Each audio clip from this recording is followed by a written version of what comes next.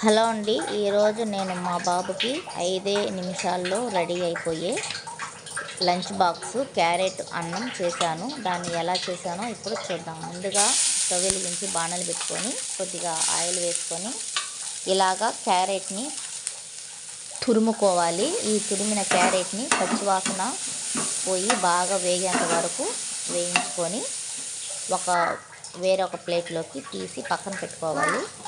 ఇప్పుడు ఇదే బాణలిలో కొంచెం ఆయిల్ వేసుకొని ఇందులో శనక్కాయ పప్పులు, అలాగే పచ్చిశనగపప్పు, కొద్దిగా ఆవాలు, కొద్దిగా జీలకర్ర వేసుకొని దోరగా వేయించుకోవాలి. ఇప్పుడు ఇందులోనే కొద్దిగా కరివేపాకు కూడా వేసుకొని ముందుగా మనం వేయించి పెట్టుకున్న క్యారెట్ని వేసుకొని ఒకసారి బాగా కలుపుకోవాలి. ఇప్పుడు ఇందులో మనం ముందుగా వండి చల్లార్చిన అన్నాన్ని వేసుకొని రెండింటిని ఇప్పుడు బాగా కలుపుకోవాలి. ఇప్పుడు ఇందులో మన రుచికి తగినంత ఉప్పు, అలాగే మన పిల్లలు తినగలిగేంత కారం చూసుకొని వేసుకోవాలి.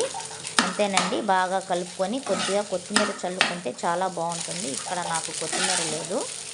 ఇలాగా చేసి పెడితే చాలా బాగుంటుంది పిల్లలకి. ఇందులో నేను ఎర్రగడ్డ వేయట్లేదండి. ఎర్రగడ్డ వేస్తే కొంచెం నీళ్ళు వాటంగా వస్తుంది.